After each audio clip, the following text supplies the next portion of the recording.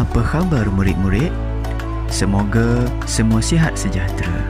Hari ini kita akan menelusuri sejarah kelahiran kecintaan kita semua, junjungan mulia baginda Nabi Muhammad sallallahu alaihi wasallam.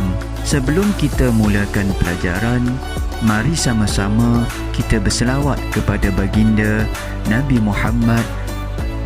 Antara kelebihan berselawat, pertama, Allah membalas dengan 10 selawat apabila kita berselawat sekali ke atas Nabi Muhammad. Kedua, berpeluang untuk dekat dengan Nabi Muhammad sallallahu alaihi wasallam pada hari akhirat. Sekarang, mari kita sama-sama lihat biodata baginda. Nama Nabi ialah Muhammad bin Abdullah. Baginda lahir pada tanggal 12 Rabiul Awal tahun Gajah di Mekah. Baginda dilahirkan daripada bangsa Arab Quraisy. Mari kita lihat pula silsilah keturunan Nabi Muhammad sallallahu alaihi wasallam. Nama penuh baginda ialah Muhammad bin Abdullah bin Abdul Muttalib bin Hashim bin Abdul Manaf bin Qusay sehingga sampai kepada Ma'ad bin Adnan, keturunan baginda daripada susu galuh Nabi Ismail bin Ibrahim alaihi salam. Adik-adik, sekarang mari sama-sama kita pelajari dan mengambil ibrah daripada peristiwa sebelum, semasa dan selepas kelahiran Nabi Muhammad. Berita kelahiran Nabi Muhammad sallallahu alaihi wasallam telah dinyatakan di dalam kitab-kitab terdahulu sebelum kelahiran baginda lagi. Pada malam sebelum Nabi Muhammad sallallahu alaihi wasallam dilahirkan, ibunya Aminah melihat cahaya yang amat terang menerangi seluruh istana di negara Syam. Nabi Muhammad sallallahu alaihi wasallam dilahirkan daripada keturunan yang amat dihormati di Mekah kerana mereka merupakan golongan pemimpin dan bangsawan. Mereka juga pemegang kunci Kaabah dan sering memberikan makanan kepada tetamu yang mengunjungi Kaabah. Peristiwa yang berlaku sebelum kelahiran Nabi Muhammad sallallahu alaihi wasallam. Nabi Muhammad sallallahu alaihi wasallam merupakan seorang anak yatim. Bapa baginda Abdullah meninggal dunia ketika baginda masih dalam kandungan. Sewaktu mengandung, ibu Nabi Aminah tidak berasa sakit seperti ibu-ibu lain yang sedang mengandung. Tanah-tanah di persekitaran rumah ibu baginda yang kering menjadi subur. Pohon-pohon kayu rimbun dan berbuah lebat. Peristiwa yang berlaku semasa kelahiran Nabi Muhammad sallallahu alaihi wasallam. Ibu Nabi Muhammad menyaksikan cahaya keluar dari tubuh badan baginda.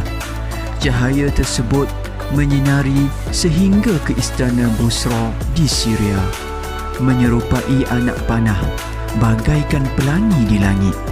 Boleh dilihat walaupun dari kota-kota yang jauh. Semasa kelahirannya juga, baginda dalam keadaan terbaring dengan kedua tangannya mengangkat ke langit seperti seorang yang sedang berdoa.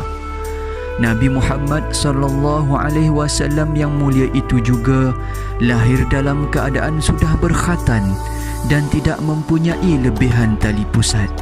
Berhala-berhala yang terdapat di sekeliling Kaabah secara tiba-tiba jatuh, rosak dan musnah.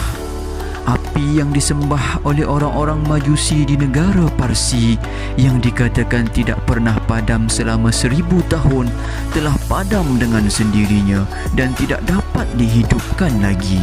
Peristiwa yang berlaku selepas kelahiran Nabi Muhammad sallallahu alaihi wasallam.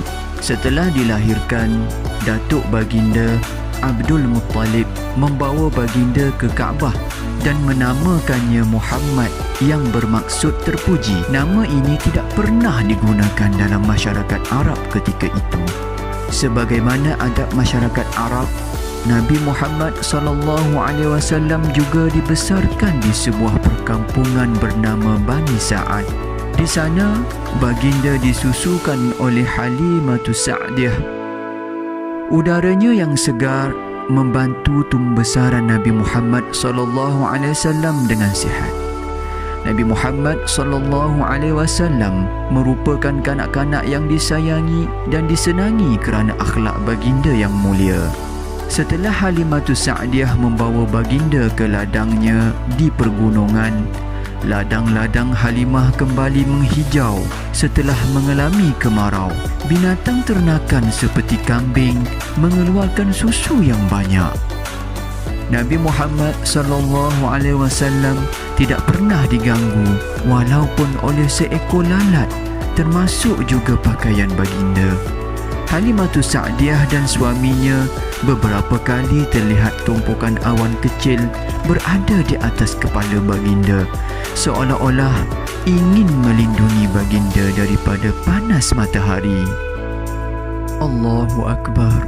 Subhanallah. Begitu hebat dan penuh mukjizat peristiwa kelahiran kecintaan kita semua. Junjungan mulia baginda Nabi Muhammad sallallahu alaihi wasallam. Baginda merupakan insan pilihan Allah dan mempunyai banyak mukjizatnya.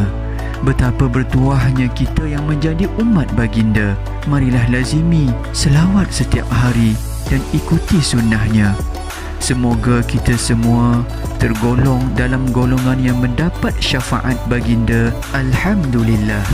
Sekian sahaja pembelajaran kita pada hari ini. Jumpa lagi pada video seterusnya. Terima kasih semua.